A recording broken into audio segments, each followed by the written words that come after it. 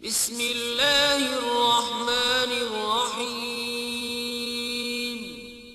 شروع اللہ کے نام سے جو بڑا مہربان نہایت رحم چل رہی ہے۔ جیسا کہ میں نے کہا، سورہ بقرہ کو بقرہ اس لیے کہا جاتا ہے کیونکہ اس میں گائے کا ذکر ہے۔ ایک حدیث بتاتے ہوئے میں اپنی بات کو آگے بڑھاتا ہوں۔ پیارے نبی صلی اللہ علیہ وسلم کے ساتھ صحابہ بیٹھے ہوئے تھے، نبی صلی اللہ علیہ وسلم موجود تھے۔ جبریل امین آئے کہ اللہ کے نبی صلی اللہ علیہ وسلم آسمان پر ایک زور کی آواز سنتے ہیں۔ تو اللہ کے نبی صلی اللہ علیہ وسلم سے جبریل امین نے پوچھا کہ آپ جانتے ہیں کہ یہ آواز کس چیز کی ہے؟ تو اللہ کے نبی صلی اللہ علیہ وسلم نے لا علم کا اظہار کیا۔ تو جبریل امین نے کہا کہ آسمان کا ایک دروازہ کھلا جس سے ایک فرشتہ اترا جو اس سے پہلے کبھی نہیں اترا تھا۔ وہ فرشتہ پیارے نبی صلی اللہ علیہ وسلم کے پاس آیا اسی وقت اور نبی صلی اللہ علیہ وسلم کو سلام کیا۔ اس کے بعد اللہ کے نبی صلی اللہ علیہ وسلم سے کہا، اللہ کے نبی صلی اللہ علیہ وسلم، اللہ تعالیٰ نے آپ کو 2 نور عطا کیے، اس سے پہلے یہ 2 نور کبھی کسی نبی کو نہیں دیے گئے، صرف اور صرف آپ کو دیے جا رہے ہیں۔ اور وہ 2 نور کیا ہیں؟ اللہ کے نبی صلی اللہ علیہ وسلم سے کہا سورۃ الفاتحہ اور سورۃ البقرہ کی آخری کی 2 آیتیں۔ پھر فرشتہ کہتا ہے جو بھی اس چیز کو مانگے گا جو سورۃ البقرہ کی آخری کی 2 آیتوں میں ہے اور سورۃ الفاتحہ میں ہے، وہ چیز اس کو عطا کی جائے گی۔ تو معلوم ہوا کہ ہم اللہ رب العالمین سے صراط مستقیم مانگتے ہیں سورۃ الفاتحہ میں، اور سورۃ البقرہ کی آخری آیتوں میں اللہ رب العالمین سے اپنی گناہوں کی بخشش مانتے ہیں۔ اللہ رب العالمین ضرور ہمیں صراط مستقیم پر چلا رہا ہے، انشاءاللہ چلائے گا۔ اور اللہ رب العالمین سے جو ہم مغفرت مانگتے ہیں، سورہ بقرہ کی آخری کی 2 آیتیں جو سونے سے پہلے پڑھتے ہیں، ضرور اللہ رب العالمین ہمارے گناہوں کو بھی معاف کرے گا۔ بہرحال سورۃ البقرہ کی ان آیتوں میں جیسا کہ میں نے کہا بنی اسرائیل کا تذکرہ کیا، اللہ رب العالمین نے یہود و نصارہ کا تذکرہ کیا، ان کی شرارتوں کا تذکرہ کیا۔ ایک واقعہ بنی اسرائیل میں یہ ہوا، آپ غور کیجئے، جب اللہ کا کسی چیز کا حکم دیا جاتا ہے تو اہل ایمان کی یہ صفت ہونی چاہیے کہ سمعنا و اطعنا، اللہ نے کہا ہم نے اس کی اطاعت کی۔ لیکن بنی اسرائیل ایسے نہیں تھے، یہود و نصارہ ایسے نہیں تھے، بار بار سوالات کرتے تھے۔ لیکن شریعت یہ کہتی ہے جب اللہ کا حکم آ جائے فوراً اس پر عمل کر لو۔ حضرت علی رضی اللہ تعالیٰ عنہ کے قول کو ہمیشہ سامنے رکھو آپ، کہ حضرت علی رضی اللہ تعالیٰ عنہ مسح علی الخفین کہ خفین پر مسح کے تعلق سے کہتے ہیں کہ شریعت یہ اس بات کی اجازت دیتی ہے کہ اگر آپ وضو کی حالت میں جو ہے ساکس پہنے ہوئے ہیں تو آپ اس پہ ایک دن اس پہ مسح کر سکتے ہیں، اور وہ مسح کا طریقہ شریعت نے کہا کہ آپ اس کے اوپری حصے پر کریں گے۔ تو حضرت علی رضی اللہ تعالیٰ عنہ کہتے ہیں کہ اگر اسلام کا تعلق عقل سے ہوتا تو شریعت کو چاہیے تھا کہ وہ اس کے نیچے حکم دیتے کہ گندگی کہاں لگتی ہے، نیچے لکھتی ہے۔ لیکن اللہ کا حکم آیا ہمارے سامنے، نبی کا حکم آیا، نبی کا طریقہ آیا، نبی نے کہہ دیا اوپر کرنا ہے تو ہم سمعنا و اطعنا، کہ نبی نے کہہ دیا ہم فرما بردار بن گئے۔ اللہ اکبر، یہ کیفیت ہونا چاہیے۔ بنی اسرائیل کے سامنے ایک معاملہ پیش آیا، وہ یہ آیا کہ ان میں سے کسی کا قتل ہو گیا، قاتل کون ہے پتہ نہیں چل رہا تھا۔ بھاگتے ہوئے موسیٰ علیہ السلام کے پاس آئے، انہوں نے کہا اے موسیٰ آپ دعا کیجیے اللہ سے کہ اس کا قاتل کون ہے پتہ کریے۔ تو اللہ رب العالمین نے کہا آسان طریقہ ہے کہ جس کی تم عبادت کرتے ہو، جس کو مقدس سمجھتے ہو، اس کو ذبح کرو۔ اللہ چاہتا تھا کہ ان کے دلوں سے وہ تقدس چیز ختم ہو، وہ جو بیل جس گائے کی وہ پوجا کر رہے ہیں اس کا خاتمہ ہو ان کے دلوں سے۔ اللہ رب العالمین نے یہ حکم دیا کہ گائے کو ذبح کرو، اس کا چمڑا لو، اس مردے پہ مارو، وہ اٹھے گا، نام کہے گا اور پھر مر جائے گا۔ یہ طریقہ اللہ رب العالمین نے بآسانی بتایا، لیکن سوالات کرنا شروع کیے۔ کہا اے موسیٰ اس کا رنگ کیسا ہونا چاہیے، اس گائے کا رنگ کیسا ہونا چاہیے۔ اللہ نے جتنے وہ سوالات کرتے گئے اتنا ہی انہیں تنگ دستی میں ڈالتا چلا گیا، اتنی تنگی میں ڈالتا چلا گیا۔ جیسے جیسے سوالات ہوتے گئے، کہا کہ وہ گائے کیسی ہونی چاہیے، بڑی ہونی چاہیے کہ چھوٹی ہونی چاہیے؟ اللہ نے کہا درمیانی ہونی چاہیے۔ پھر کہا یہ گائے کہاں ملے گی، کھیتوں میں ملے گی یا گھر میں ملے گی؟ اللہ نے کہا کھیتوں میں بھی رہے گی اور گھر میں بھی وہ کام کرے گی۔ بالآخر ان کے زبانوں سے ایک لفظ نکلا، اے موسیٰ آپ دعا کیجئے اللہ سے، انشاءاللہ اگر یہ گائے مل جائے تو ہم ذبح کر لیں گے۔ اللہ تعالیٰ کہتا ہے کہ اگر ان کے زبانوں سے یہ انشاءاللہ کے لفظ نہ نکلتے، قیامت تک یہ گائے نہ ملتی اور یہ ڈھونڈتے رہ جاتے۔ اللہ کے نبی صلی اللہ علیہ وسلم کہتے ہیں، صحیح حدیث ہے، اللہ کے نبی صلی اللہ علیہ وسلم نے کہا وہ ڈھونڈتے رہے، اس کے بعد اللہ رب العالمین نے ان سے کہا کہ فلاں گاؤں میں ملے گی، وہ کسی ایک بڈھی کے پاس ہے، وہ پہنچے وہ گائے لینے کے لیے، تو وہ اپنا ڈیمانڈ بتانے لگی، کہنے لگی مجھے اتنا پیسہ چاہیے، جب اس کا چمڑا تم بچھاؤ گے جس قدر اس پر پیسے گریں گے اتنے پیسے مجھے چاہیے۔ اب غور کرو، ایک چھوٹا سا حکم تھا اللہ کا، ایک چھوٹی سی بات تھی اللہ کی کہ یہ کام تمہیں کرنا ہے، لیکن جیسے جیسے سوالات کرتے گئے ویسے ویسے مشکلات میں وہ پڑتے گئے۔ شریعت یہی کہتی ہے جب اللہ کا حکم آئے، نبی کا حکم آئے، تو اہل ایمان کی صفت یہ ہونا چاہیے کہ اللہ کا حکم آ گیا اور نبی کا حکم آ گیا، ہمیں اس پر بجا لانا ہے، اسے کر دکھانا ہے۔ اسی طریقے سے سورۃ البقرہ کے ان مضامین میں ایک مضمون جو ہم نے سنا ہے وہ سلیمان علیہ السلام کے تعلق سے۔ یہود و نصارہ کی یہ کیفیت تھی، یہ عادت تھی کہ انہوں نے کسی نبی کو نہیں چھوڑا، الزام لگانے میں، انبیاء علیہ السلام کو برا کہنے میں کوئی کسر نہیں چھوڑے۔ حتیٰ کہ سلیمان علیہ السلام کے تعلق سے انہوں نے کہا کہ وہ جادوگر تھے۔ اللہ اکبر! سلیمان علیہ السلام جو اللہ کے نبی ہیں، جن کو اللہ رب العالمین نے بہت سارے انعامات سے نوازا تھا، وہ اللہ کے حکم سے وہ جنات کو حکم دیا کرتے تھے، وہ جنات سے خدمت لیا کرتے تھے، لیکن ان لوگوں نے، ان یہود و نصارہ نے سلیمان علیہ السلام پر یہ الزام لگایا کہ سلیمان علیہ السلام جادوگر ہیں۔ اللہ رب العالمین نے اسی سورۃ البقرہ میں سلیمان علیہ السلام کی تردید کی کہ جو لوگ سلیمان علیہ السلام کو جادوگر کہتے ہیں، سلیمان علیہ السلام نے اپنی زندگی میں کبھی جادو نہیں کیا۔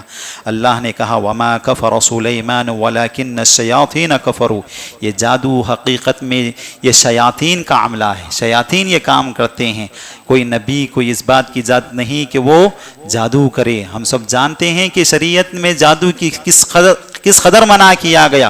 شریعت کہتی ہے کہ جادوگر کو قتل کر دیا جائے۔ اگر اسلامی حکومت ہو، معلوم ہے کہ کوئی شخص جادو کرا رہا ہے، اسے قتل کر دیا جائے گا۔ اس قدر شریعت نے کبیرہ گناہ قرار دیا۔ اللہ کے نبی صلی اللہ علیہ وسلم نے جو 7 بڑے کبائرہ گناہ بتائے ہیں، ان میں سے اللہ کے نبی صلی اللہ علیہ وسلم نے جادو کو سب سے بڑا گناہ قرار دیا۔ اس کی سزا صرف اور صرف قتل کے علاوہ کچھ نہیں ہے۔ یقیناً جو جنات، جو شیاطین جو جادو کرتے ہیں، اللہ رب العالمین یہ بھی اس آیتوں میں بتایا کہ سب سے بڑا جو جادو ہوتا ہے، جو ہمارے گھر کے مسائل میں الجھے ہوئے ہیں ہم میں سے اکثر لوگ، میاں بیوی میں اختلاف۔ یہ جادوگر یہی چاہتا ہے حقیقت میں کہ یہ جو جنات و شیاطین یہی چاہتے ہیں کہ میاں بیوی میں اختلاف ہو اور کسی بھی طریقے سے رشتے ٹوٹ جائیں، کسی بھی طریقے سے رشتے ٹوٹ جائیں۔ اور کرو وہ حدیث ہمیشہ ہمارے مد نظر ہونی چاہیے، جو شیاطین انسان کی زندگی میں جو بھٹکانے پر آتے ہیں، اللہ کے نبی صلی اللہ علیہ وسلم فرماتے ہیں ابلیس تخت پر بیٹھتا ہے جائزہ لیتے ہوئے اپنے شاگردوں سے کہ تم نے آج کیا کیا، تم نے آج کیا کیا، تم نے آج کیا کیا۔ ہر شاگرد آتا ہے بتاتا ہے کہ میں نے یہ فلاں کام کیا، کوئی نمازی تھا میں اسے بے نمازی بنا دیا، کوئی روزے دار تھا میں اس کا روزہ توڑوا دیا، فلاں کام بیان کرنے لگتے ہیں۔ تو اس وقت ابلیس کہتا ہے تم نے کچھ نہیں کیا، تم نے کچھ نہیں کیا، حتیٰ کہ آنے والا یہ کہتا ہے کہ آج میں نے میاں بیوی میں جھگڑا پیدا کر دیا۔ اللہ اکبر! ابلیس اس اپنے تخت پر سے اٹھتا ہے، اس سے گلے لگاتا ہے اور کہتا ہے حقیقی معنوں میں یہ میرا شاگرد ہے، اس نے میرا کام کیا۔ اب غور کرو، اسے خوشی نہیں ہوئی، نماز سے بھٹکانے پر اسے خوشی نہیں ہوئی، روزے دار سے روزہ توڑانے پر اسے خوشی نہیں ہوئی، کہ کوئی شخص علم حاصل کر رہا ہے، قرآن پڑھ رہا ہے، قرآن سے ہٹانے پر اسے خوشی نہیں ہوئی، لیکن میاں بیوی میں اختلاف پر اس قدر خوشی کہ وہ اپنے تخت پر سے اٹھ کر اس کو شاباشی دے رہا ہے۔ اس کی وجہ کیا ہے؟ میاں بیوی میں اختلاف ہوگا، نسلیں تباہ ہوگی، میاں بیوی میں اختلاف ہوگا، اولاد تباہ ہو کر رہ جائے گی، آنے والی نسلیں تباہ ہو جائے گی۔ اگر ہمارے گھروں میں کہیں میاں بیوی جھگڑ رہے ہیں، یہ کہیں نہ کہیں یہ شیطان کا حملہ ہے، کہیں نہ کہیں شیطان کا حملہ ہے۔ ایسے صورت میں میاں بیوی کو چاہیے کہ وہ رقیہ کرائیں، اس کا علاج کرائیں۔ اگر بات پر چلا، کوئی بات نہیں تھی اور بات بڑی بن گئی، تو یقین مانیے یہ شیطان کی جانب سے ہے، وہ چاہتا ہے کہ میاں بیوی میں اختلاف ہو، اولاد دے کے اور تباہ ہو جائے۔ تو ایسی صورت میں چاہیے کہ رقیہ کرائیں میاں بیوی کو، کہ اگر کسی گھر میں گھر کے مسائل ہے کہ میاں بیوی جھگڑ رہے ہیں اور اولاد تباہ ہو رہی ہے۔ محترم حضرات، شیاطین کے جو حملے ہوتے ہیں، جنات و شیاطین کے 3 اسباب ہوتے ہیں، یا تو جادو کی وجہ سے، یا تو نظر بد کی وجہ سے، یا جنات اس پر حاوی ہوتے ہیں۔ اس کے اسباب یہ ہیں کہ جو جادو ہوتا ہے وہ حسد کی بنا پر ہوتا ہے، اور نظر بد جب انسان کی کوئی خوبصورتی دیکھی جاتی ہے یا خوبی دیکھی جاتی ہے، اگر دعا کا اہتمام نہ کریں، دیکھنے والا دعا نہ کریں، ماشاءاللہ نہ کہیں، اور سامنے والا انسان جس کے اندر خوبیاں ہیں، صلاحیتیں ہیں، صبح شام کے اذکار نہ کریں، تو وہاں نظر بد ہو جاتی ہے اور شیطان اس پر حملہ کر دیتا ہے۔ اسی طریقے سے جنات و شیاطین خوبصورتی کی بنا پر یا خصوصی خوبیوں کی بنا پر یہ حملہ کرتے ہیں۔ شریعت نے علاج بتایا کہ رقیہ کرائیں، اور یہ علاج جب ہوتا ہے تو خود بخود شیاطین نکل جاتے ہیں، باہر ہو جاتے ہیں۔ شرط یہ ہے کہ موحد ہونا چاہیے، یقین ہونا چاہیے، اللہ کی کتاب میں شفا ہے۔ آپ غور کرو، شیطان کا علاج کرانے کے لیے، یہ جادو کا علاج کرانے کے لیے آج مسئلہ یہ ہے کہ جادو کا علاج جادو سے کرنے کے لیے تیار ہو جاتے ہیں، اپنے ایمان کو غارت کر دیتے ہیں۔ اب دیکھو کتنے ایسے گھر ہیں جس کا عقیدہ بگڑ گیا، اپنے آپ کو موحد کہنے والے، اہل حدیث کہنے والے، اپنے آپ کو پیارے نبی صلی اللہ علیہ وسلم کا متبع فرما بردار کہنے والے، لیکن ان کے گھر پر یہ چیز ہوئی، ایمان ڈگمگا گیا، اور ایسے کام کر بیٹھتے ہیں، اللہ اکبر، ایسے کام کر بیٹھتے ہیں جو سیدھے سے انسان اسلام سے ہٹ کر کفر کی طرف آ جاتا ہے۔ کتنے لیموਆਂ کٹے ہوئے ہوتے، کتنے دھاگے لگے ہوئے ہوتے ہیں۔ آج غور کر دیکھو، کس بچے کے جسم پر آپ کو کالا دھاگا نظر آئے گا، بچی کے پاؤں پہ کالا دھاگا نظر آئے گا۔ یہ کیا ہے؟ حقیقت میں شیطان کی جانب سے یہ حملہ ہو رہا ہے، عقیدہ بگڑ رہا ہے۔ اللہ اکبر، اللہ ان تمام چیزوں سے ہماری حفاظت فرمائے، آمین۔ اسی طریقے سے جو سورۃ البقرہ کے مضامین میں ایک مضمون جو اللہ رب العالمین نے بتایا کہ اس روئے زمین کی سب سے مقدس زمین، اس روئے زمین کی سب سے اچھی جگہ یہ مساجد ہوتے ہیں، اور اللہ رب العالمین کہتا ہے اس سے بڑا ظالم کون ہو سکتا ہے؟ وَمَنْ أَظْلَمُ مِمَّنْ مَنَعَ مَسَاجِدَ اللَّهِ، جو مسجدوں کی تعمیر میں خلل پیدا کرتا ہے، مسجدوں کی تعمیر ہونے سے روکتا ہے، اور اللہ کا نام یہاں ہونا، جو چیز یہاں پر ہوتی ہے اس سے روکتا ہے اور اس کے ڈھانے کی کوشش کرتا ہے۔ اللہ رب العالمین کہتا ہے یہ سب سے بڑا ظالم ہے۔ یقین مانیے، آپ جب سورہ توبہ پڑھیں گے، سورہ توبہ میں اللہ رب العالمین اہل ایمان کی صفت بتاتا ہے۔ اہل ایمان کی صفت بتاتے ہوئے اللہ تعالیٰ کہتا ہے انما یعمر مساجد اللہ، اہل ایمان وہ ہوتے ہیں جو اللہ کے مساجد کو تعمیر کرتے ہیں۔ من آمن باللہ، کیونکہ وہ اللہ پر ایمان رکھتے ہیں، والیوم الآخر، آخرت کے دن پر ایمان رکھتے ہیں۔ تو اہل ایمان کی صفت یہ ہے کہ وہ جن کے دلوں میں اللہ کا ایمان، قیامت کے دن کا ایمان ہوتا ہے، وہ اللہ کے گھر کی تعمیر میں حصہ لیتے ہیں، اور جن کے دلوں میں اللہ پر ایمان نہیں ہوتا وہ حقیقی معنوں میں اللہ کے گھر کو بے آباد کرنا چاہتے ہیں۔ یہ کیوں؟ کیونکہ یہ مرکز توحید ہے، یہ مساجد کیا ہیں؟ مرکز توحید میں، یہاں مسجد آئے گا توحید سیکھے گا، یہاں سے وہ ندا دی جاتی ہے اشہد ان لا الہ الا اللہ، 5 وقت مؤذن کلمہ توحید کا اقرار کرتے ہوئے یہ کہتا ہے کہ اللہ ایک ہے، اس کے سوا کوئی معبود برحق نہیں۔ یہ مرکز توحید ہے، یہاں آئے گا بندہ توحید لے کر جائے گا، توحید لے کر جائے گا. اگر بے نمازی اگر نہیں آ رہا ہے یہاں مسجد کو طرف نہیں آ رہا ہے, آپ دیکھو کہیں نہ کہیں شرک میں مبتلا ہو جاتا ہو, کہیں نہ کہیں بدعت و خرافات میں مبتلا ہو جاتا. جو بندہ مسجد سے جڑا ہوا ہوتا ہے اس کے دل مضبوط ہوتا ہے, توحید میں مضبوط ہوتا ہے, زندگی میں کئی مسائل آئیں گے, اس کا ایمان کبھی ڈگمگائے گا نہیں. کیوں؟ کیونکہ وہ مسجد آ کر یہ سیکھتا ہے کہ یہاں مجھے سر جھکانا ہے, یہ سر کہیں اور نہیں جھکنے والا ہے. اللہ اکبر. غور کر دیکھو جن کے دل مسجدوں سے جڑے ہوئے تھے, پیارے نبی صلی اللہ علیہ وسلم کتنی بڑی بشارت دی اللہ کے نبی صلی اللہ علیہ وسلم. جو 7 لوگ اللہ کے سائے میں ہوں گے کل قیامت کے دن, جو کوئی سایہ نہیں ہوگا اس دن, وہ لوگوں میں سے ایک شخص وہ ہوگا جس کا دل مسجد سے جڑا ہوا ہوتا ہے, جس کا دل مسجد سے لٹکا ہوا ہوتا ہے. بار بار مسجد میں آنے کی یہ کیفیت پیدا ہوتی ہے. تو میری اور آپ کی ضرورت یہ ہے کہ میں اور آپ یہی سوچیں کہ مسجدوں سے ہمیشہ جوڑے رکھیں, ان معصوم بچوں کو مسجدوں کی طرف لے آئیں, کہ جو بچوں کے دلوں میں مسجد کی محبت پیدا ہوتی ہے ان کے دلوں میں حقیقت میں توحید پیدا ہو رہی ہے. اسی طریقے سے مسجد کی خدمت بڑی خدمت ہوتی ہے, بہت بڑی خدمت ہے. جو مسجدوں کی تعمیر میں حصہ لیتے ہیں, اللہ کے لیے گھر بناتے ہیں, اللہ رب العالمین نے کتنی بڑی بشارت دی. اللہ رب العالمین, اللہ کے نبی صلی اللہ علیہ وسلم نے فرمایا من بنا مسجدن بنا اللہ لہ بیتا فی الجنہ, جو مسجد کی تعمیر میں حصہ لے, مسجد بنائے, اس کے لیے اللہ تعالیٰ جنت میں محل بنائے گا, اس کے لیے اللہ رب العالمین جنت میں گھر بنائے گا. اتنی بڑی بشارت دی ہے. اللہ کے نبی صلی اللہ علیہ وسلم دوسری حدیث میں کہتے ہیں اگرچہ کہ وہ حصہ لینے میں چڑی کے گھونسلے کے برابر بھی حصہ لیا, اس کے لیے بھی یہ حدیث اللہ کے نبی صلی اللہ علیہ وسلم نے فرمایا کہ اس کے لیے بشارت ہے. اسی طریقے سے سورۃ البقرہ کی ان آیتوں میں ایک مضمون جو اللہ رب العالمین نے کہا وہ ابراہیم علیہ السلام کے سلسلے میں ہے.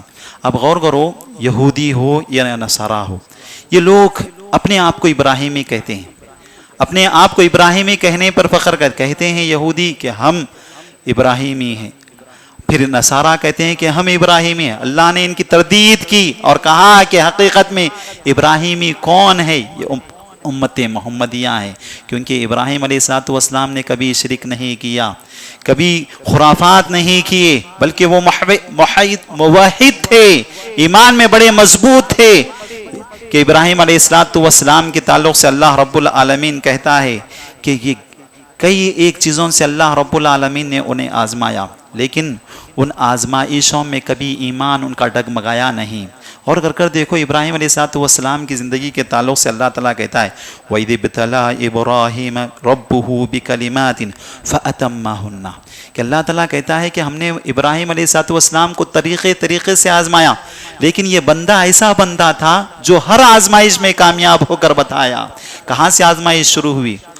کہاں سے آزمائش؟ گھر سے شروع ہوئی. ایسے گھر میں پیدا ہوئے. اور کر دیکھو کہ کیسے گھر میں کہ آزر ان کا باپ بتوں کی عبادت ہی نہیں, بتوں کو بناتا تھا, پجاری تھا اور بتوں کو تراشنے والا تھا. ایسے باپ کے سامنے کھڑے ہو کر توحید کی دعوت دیتے ہیں, کہتے ہیں اے ابا جان یہ شیطان کی عبادت مت کیجئے, توحید پر آ جائیے, صرف اور صرف ایک اللہ کی عبادت کیجئے. باپ غصے میں آیا اور کہا کہ گھر سے باہر نکال دوں گا, پتھر مار کر باہر نکالوں گا. ابراہیم علیہ السلام سلام کرتے ہوئے نکل گئے گھر سے. گھر کی قربانی توحید کے خاطر. قوم کو سمجھانے کے لیے دوسری آزمائش, قوم کو سمجھانے کے لیے پورے بتوں کو توڑ کر بادشاہ نمرود کے سامنے کھڑے ہو گئے. کہا کہ یہ سب سے بڑے بت نے کیا. تو نمرود سمجھ گیا کہ توڑنے والے ابراہیم ہیں, تو اس وقت حکم دیا گیا کہ بڑی آگ میں پھینکا جائے ابراہیم کو. اللہ اکبر. واحد بندہ جس کے دل میں ایمان ہوتا ہے, بڑی سی بڑی چیز سامنے ہو, ختم کرنے والی جان کو قربانی دینے کے لیے وہ تیار ہو جاتا ہے اللہ کے لیے. ابراہیم علیہ السلام آگ میں گرنے کے لیے تیار ہو گئے. یا نار کونی بردا وسلاما علی ابراہیم, اللہ کا حکم آیا. جس قدر ایمان ہوگا مدد اس قدر آئے گی, جس قدر ایمان ہوگا اس قدر مدد آئے گی. اللہ نے کسی کو بیچ میں نہیں رکھا, کسی کو بیچ میں نہیں رکھا, سیدھے اللہ کا حکم آگ کو آیا کہ اے آگ ٹھنڈی ہو جا, سلامتی والی ہو جا. اور کر دیکھو اللہ رب العالمین نے بیچ میں کسی کو نہیں رکھا. کیوں؟ وہ ابراہیم کا ایمان اس قدر تھا. کہا بچانے والا بھی اللہ ہے, بچانے والا بھی اللہ ہے. آگ میں کودنے کے لیے تیار ہو گئے. تیسری آزمائش کیا تھی کہ قوم نے کہا یہاں سے نکلنا ہوگا, بلکہ عراق سے نکلے, اور مکے کی طرف روانہ ہوئے۔ ہجرت کرنا معمولی بات نہیں ہوتی، اپنے وطن کو چھوڑنا، جہاں پلے بڑے، جہاں پیدا ہوئے، پرورش ہوئی، اس چیز سب کو چھوڑ چھاڑ کر ایسی بنجر زمین میں جہاں رہنے والا کوئی باشندہ نہیں، نکل پڑے اللہ کے خاطر۔ تیسری بڑی آزمائش تھی ابراہیم علیہ السلام۔ اس سے بڑی آزمائش کیا ہوتی؟ جو سب سے بڑی آزمائش تھی ابراہیم علیہ السلام کی زندگی کی، جب اللہ رب العالمین نے بڑی تمناؤں کے بعد، بڑی آرزوؤں کے بعد، بڑی دعاؤں کے بعد اللہ رب العالمین نے اولاد سے نوازا اسماعیل علیہ السلام کو۔ غور کر دیکھو، اللہ کا حکم آیا، اللہ کا حکم آیا اسے ذبح کرنا ہے، کہا ذبح کرنے کے لیے تیار ہو گئے۔ بیٹے سے کہا انی ارا اصبحک ماذا ترى، میں تجھے ذبح کرتے ہوئے دیکھ رہا ہوں، آپ کی کیا رائے ہے؟ فرما بردار بیٹا تھا، جس کے باپ اچھے ہوتے ہیں اولاد بھی اچھی ہوتی ہے۔ کہا اے ابا جان، کر گزریے وہ کام جو اللہ کا حکم ہے، یقیناً اللہ نے آپ کو حکم دیا ہے، کرنے کے لیے تیار ہو گئے، ذبح ہونے کے لیے تیار ہو گئے اسماعیل علیہ السلام۔ اور یہ سب سے بڑی آزمائش تھی۔ اللہ رب العالمین کہتا ہے قد صدقت الرؤیا۔ اب غور کرو یہ لفظ پر، اللہ رب العالمین کے الفاظ دیکھیے۔ ابراہیم علیہ السلام خواب میں دیکھ رہے ہیں کہ اپنے بیٹے کو ذبح کر رہے ہیں، اور ابراہیم علیہ السلام چھری چرا رہے ہیں۔ یہی تصور ہے، یہی خیال ہے یہ کہ چھری چر رہی ہے اسماعیل پر، لیکن اللہ نے مینڈا بھیج دیا۔ اگرچہ کہ خواب سچ نہیں ہوا، خواب میں تو کسے ذبح کیے تھے؟ اسماعیل کو ذبح کیے تھے، لیکن حقیقت میں اسماعیل ذبح نہیں ہوئے، مینڈا ذبح ہوا۔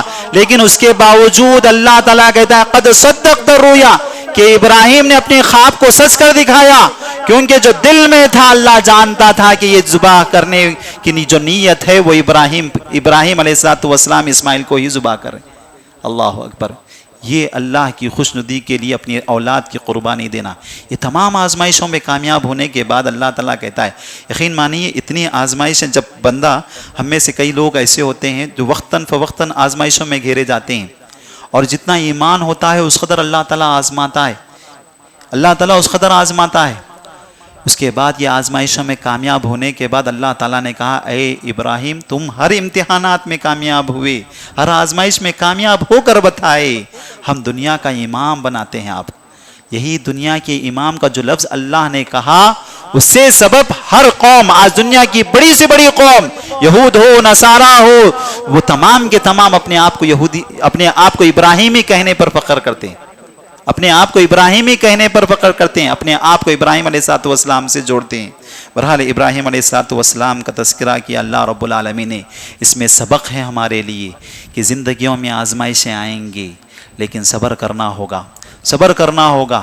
ابراہیم علیہ السلام کی زندگی کو بار بار پڑھنا ہوگا، وہ انسان کامیاب ہوگا جو ابراہیم علیہ السلام کی زندگی کو پڑھے گا، اس جیسی اپنی زندگی کو بنائے گا۔ اسی طریقے سے اللہ رب العالمین نے ایک واقعے کو بیان کیا۔ اب غور کریے، ہماری زندگی میں ہم اپنے اولاد کو کس قدر اہمیت دیتے ہیں۔ اگر ہم اپنے اولاد کے سلسلے میں فکر مند ہوتے ہیں تو یہ سوچتے ہیں کہ میں اپنے اولاد کے لیے کیا کر رہا ہوں۔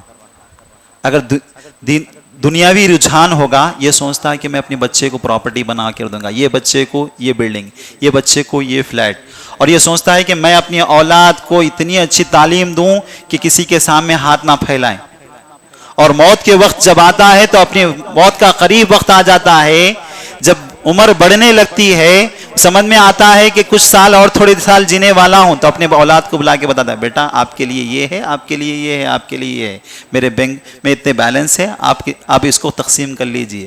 اللہ اکبر! یہ دنیاوی رجحان ہے، لیکن ایک نبی کا کردار ایسا نہیں تھا، ایک نبی کا کردار ایسا نہیں تھا، اور یہی کردار ہر بندے مومن کو ہونا چاہیے۔ اخروی فکر، اولاد کے سلسلے میں اخروی فکر، کہ جب اولاد کو ہم صحیح تعلیم دیں گے، توحید کی تعلیم دیں گے، یہی اولاد ہمارے مرنے کے بعد آپ کے حق میں دعائیں کرے گی۔